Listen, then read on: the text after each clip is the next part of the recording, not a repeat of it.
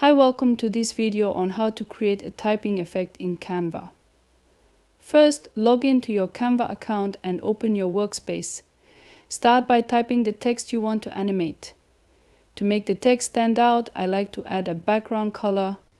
Just select your text, click Effects at the top, and choose a background color to make it pop.